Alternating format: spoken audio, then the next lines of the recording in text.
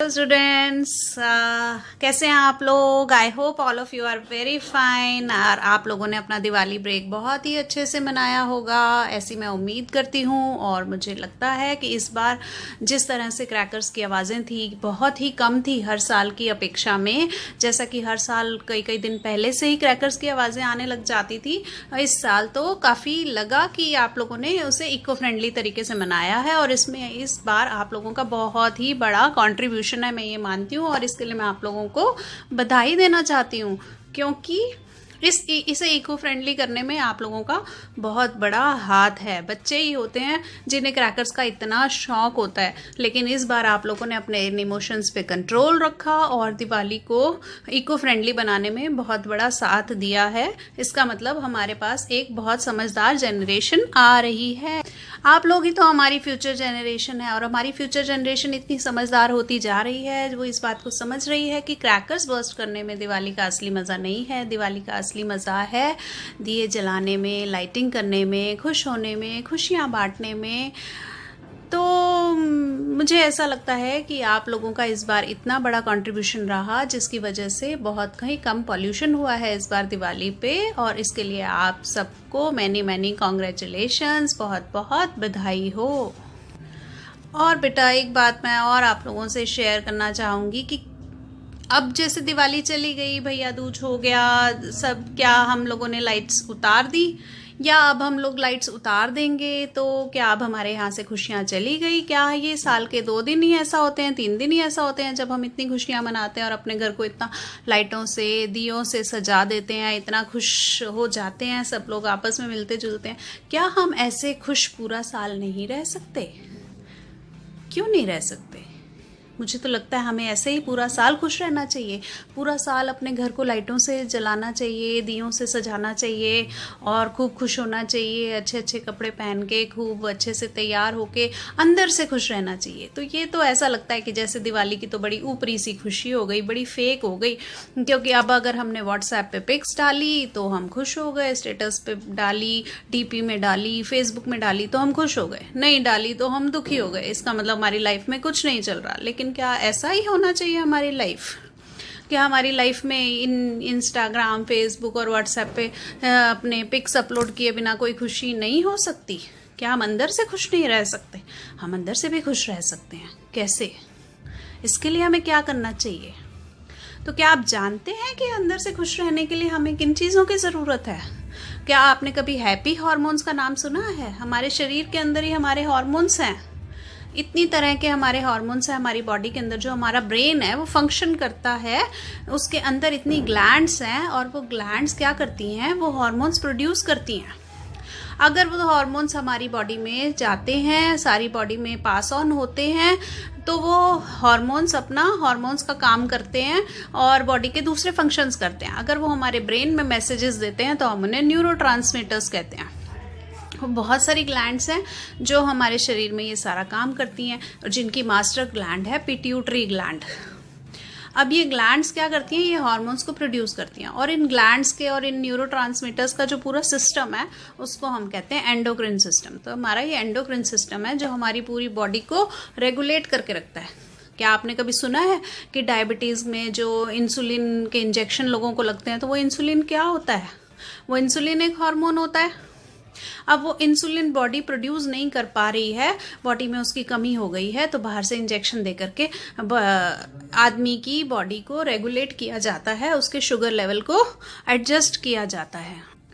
और इसी तरह से थायराइड हार्मोन है। इन हार्मोन्स के बारे में तो हम आजकल बहुत कॉमनली सुनते हैं, डायबिटीज़ है, थायराइड हो गया है, डायबिटीज़ हो गया है। लेकिन आजकल हम और भी तो नए वर्ड सुन रहे हैं। बहुत स्ट्रेस है, बहुत टेंशन है। तो इतने स्ट्रेस और टेंशन किस वजह से है? क्या इसके पीछे भी किसी हार्मोन का रोल है? क्या आप जानते हो ये बात? तो इस सब के पीछे भी हमारे हार्मोन्स का ही रोल है।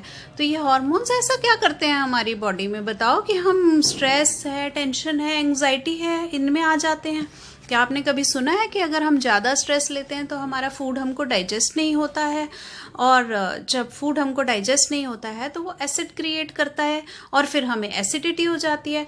फिर जब एसिडिटी हो जाती है हमारा स्टमक ख़राब हो जाता है, हमें चेस्ट बर्निंग होती है, हमें कभी कॉन्स्टिपेशन हो जाता है, कभी हमें स्टमक अपसेट हो जाता है, लूज मोशंस हो जाते हैं, कोई ना कोई हमें स्टमक की प्रॉब्लम हो जाती है। फिर जब ऐसे गैस बनती है तो पूरी बॉडी में जाती है, फिर पूरी बॉडी में पेन होता है, फिर कोई ना कोई और वीकनेस हो जाती है, कभी हमें सिर दर्द होता है, कभी हेडेक होता है, तो वॉमिटिंग्स होती हैं।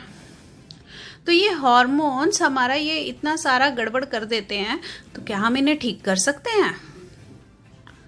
पहले तो हमें यही नहीं पता था कि हम इन हार्मोन्स की वजह से ये सारी हमें प्रॉब्लम्स हो जाती हैं। कभी हम मोटे हो जाते हैं, कभी हम पतले हो जाते हैं। अब तो यहाँ पर हो गया कि हमें एसिडिटी हो रही है, स्ट्रेस हो रहा है, एंग्जाइटी हो रही है। ये नई प्रॉब्लम्स जो आजकल लोगों के एक बड़ा कॉमन टर्म हो गया कि बड़ा स्ट्रेस है, बड़ा टेंशन है। छोटा सा बच्चा है, फर्स्ट क्लास का बच्चा है, उसको स्ट्रेस है, टेंशन है, एंग्जाइटी है किसी ना किसी चीज़ की। ऐसा क्यों हो रहा है कि आपको पता चलता है? एक तो जो हमारा आजकल का लाइफस्टाइल है, जैसा हमारा लाइफस्टाइल है कि हम सारा टाइम मोबाइल के साथ रहते हैं, या सारा टाइम हमें टीवी की फैसिलिटी अवेलेबल हो गई है। पहले क्या होता था कि एक बार टीवी देखा, आधा घंटा 1 घंटे का प्रोग्राम आता था, उतने में पूरा हो जाता था। सारा दिन के लिए हम उसी को देख के बहुत खुश हो जाते थे कि एक चित्रहार आना है, या एक कोई गानों का प्रोग्राम आना है, या कोई एक सीरियल आना है। सारा दिन वो हमें काफ़ी वही खुशी दे देता था बस। लेकिन अब क्या है, सारा दिन टीवी में इतना प्रोग्राम आता है और फिर भी हम खुश नहीं होते। वो हमारे लिए बड़ा फेक हो जाता है। वो खुशी कोई खुशी सी नहीं देती, क्योंकि वो हमारे पास इतना ज़्यादा अवेलेबल है। तो जो चीज़ हमें बहुत ज़्यादा अवेलेबल हो जाती है तो हम उसकी भी वैल्यू ख़त्म कर देते हैं। कोई हमें वैल्यू ही नहीं रही कि अब हमारे पास वो एक चीज़ है, क्योंकि वो सारा दिन आएगा, कभी भी आएगा, कभी भी देख लो।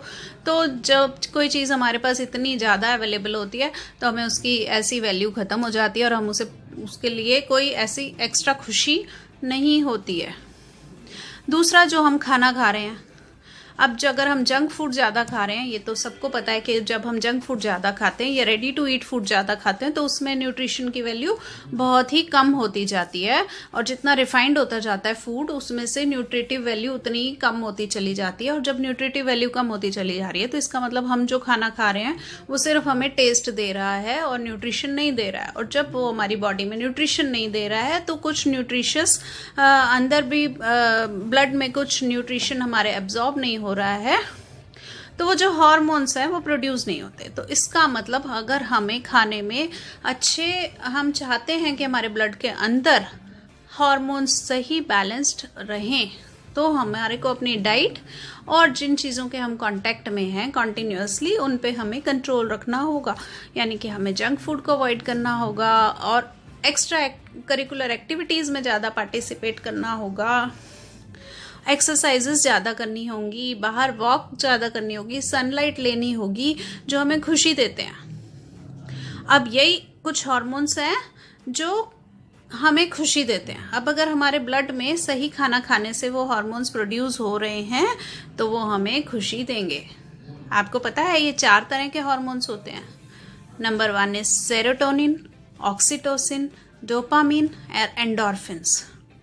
सेरोटोनिन क्या है? ये मूड स्टेबलाइजर हार्मोन है जो हमारे मूड को स्टेबलाइज करता है। अगर इसकी राइट क्वांटिटी हमारी बॉडी में बनती है तो ये हमारे मूड को अच्छा स्टेबलाइज करके रखता है, एंग्जाइटी को रिड्यूस करके रखता है, स्ट्रेस को रिड्यूस करके रखता है, और हमें डिप्रेशन नहीं होता है।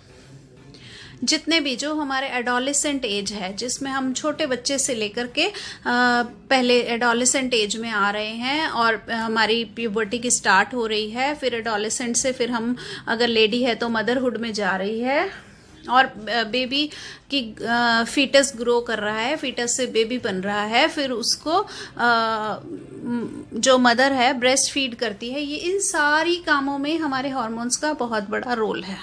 अगर ये हार्मोन्स सही से प्रोड्यूस होते रहें तो हमारी प्यूबर्टी सही टाइम पर आती है, फिर उसके बाद जो है हमारा जो प्रेगनेंसी है वो लेडी की वो सही टाइम पर होती है, क्योंकि उनके जो जितने भी रिप्रोडक्टिव ऑर्गन्स हैं या जेंट्स के रिप्रोडक्टिव ऑर्गन्स हैं वो सही टाइम पर और सही तरीके से ग्रो करते हैं और बॉडी सही डेवलप होती है। और जब बॉडी सही डेवलप होती है तो आगे रिप्रोडक्शन करने में भी उन्हें आसानी होती है और बच्चा अच्छा हेल्दी पैदा होता है। और उसके बाद जब बच्चा होता है तो उसके बाद उसे ब्रेस्ट फीड कराने में भी जो मिल्क का प्रोडक्शन है वो इन हार्मोन्स के थ्रू ही होता है। तो अगर हमारे हार्मोन्स सही बैलेंस्ड मात्रा में बॉडी के अंदर रहते हैं तो हमारे ये सारे जो ग्रोथ और डेवलपमेंट है वो बहुत अच्छा होता है। तो जैसा कि मैं बता रही थी कि सेरोटोनिन जो है वो हमारे मूड को स्टेबलाइज करता है। अब सेरोटोनिन कहाँ से आता है, कौन से फूड से आता है? अब आपको ये पता चल गया कि ये हार्मोन्स हमारे खाने से ही बन रहे हैं। इसका मतलब अगर हमें हैप्पी रहना है तो हैप्पीनेस के हमें न्यूट्रिशन लेना पड़ेगा।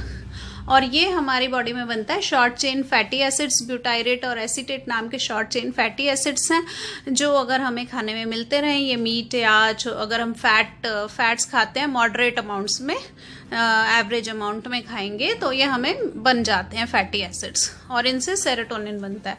नहीं तो ट्रिप्टोफैन नाम का एक एसेंशियल अमीनो एसिड है। एसेंशियल अमीनो एसिड वो होता है जो एक प्रोटीन का फॉर्म है, प्रोटीन की यूनिट होती है अमीनो एसिड, और एसेंशियल उसको बोलते हैं जो कि हमें खाना खाने से मिलता है। बॉडी हमारी उसको नहीं बना सकती, इसलिए वो बॉडी के लिए बहुत बहुत एसेंशियल है और उसे खाना खाकर ही लेना पड़ेगा। और अगर खाना खा कर के लेना है तो इसलिए उसका नाम एसेंशियल है।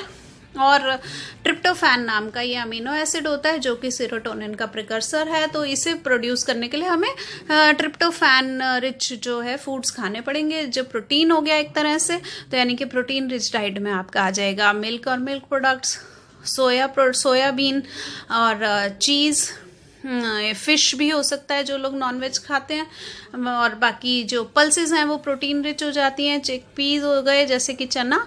तो ये चीज़ें खाने से हमारा सेरोटोनिन जो हमारे मूड को स्टेबलाइज रखता है, हमें खुश रखता है, ये सेरोटोनिन हमारा प्रोड्यूस होता है। तो इसका मतलब अब आपको ये पता चल गया कि अब अगर आपको खुश रहना है, डिप्रेस नहीं रहना है, टेंशन एंग्जाइटी में नहीं रहना है, तो अपने न्यूट्रिशन को फ्रूट्स और वेजिटेबल्स जो कि ज़्यादा फाइबर रिच डाइट है प्लस प्रोटीन रिच डाइट है, इन चीज़ों को खा करके, और मीट और फैट जो है मॉडरेट अमाउंट में खा करके हमें ये चीज़ों से हमारी डाइट सही हो जाएगी। और जंक फूड हम अवॉइड करेंगे क्योंकि जंक फूड में न्यूट्रिशन है ही नहीं। जब न्यूट्रिशन नहीं है तो फिर हार्मोनल इम्बैलेंस ही करेगा वो, और हमारी बॉडी बहुत ज़्यादा कैपेबल है अपने आप को बचा करके रखने के लिए। वो हमें बार बार सिग्नल देती है कि हम अच्छा खाना खाएं। अगर हम थोड़ा भी गलत खाते हैं तो वो सिग्नल दे देती है कि हम बीमार पड़ रहे हैं। और कई सालों तक बॉडी कोशिश करती रहती है कि सही खाना मिलता रहे ताकि वो जो हम जो है बिल्कुल हेल्दी रहें। पूरी कोशिश में रहती है बॉडी, तो हमें और ब्रेन और हमें उस चीज़ को कोऑपरेट करना चाहिए, अपनी डाइट को अपने हेल्दी रखना चाहिए, जिसमें कि fibre rich fruit, salad, vegetables कच्चे जितने भी हम खा सकते हैं, नहीं तो भले पका करके, बट फाइबर रिच डाइट ही हमें फ़ायदा देती है। दूसरा है आपका ऑक्सीटोसिन। ऑक्सीटोसिन को हम कडल हार्मोन्स भी कह सकते हैं क्योंकि ये क्या करते हैं, इसमें ना कडलिंग का बहुत काम है। प्यार, लव और केयर और शेयर, ये हमें हैप्पीनेस देता है। जैसे कि हम इंडिया में तो वैसे भी लोग इस काम को बहुत पसंद करते हैं कि गली में किसी ने रास्ता पूछा तो हम फटाफट बताते हैं ये यहाँ पर पड़ेगा ये रास्ता, तो हम बता करके खुश हो जाते हैं, वो जान करके खुश हो जाते हैं। और ये हार्मोन ऐसा है कि इसके लिए कुछ खाने की ज़रूरत नहीं पड़ती, तो बिना खाए ही ये हमारी बॉडी में ग्रो कर सकता है। कैसे ग्रो करेगा? तो हम क्या करेंगे, हमने उसकी हेल्प करी, हम खुश हो गए।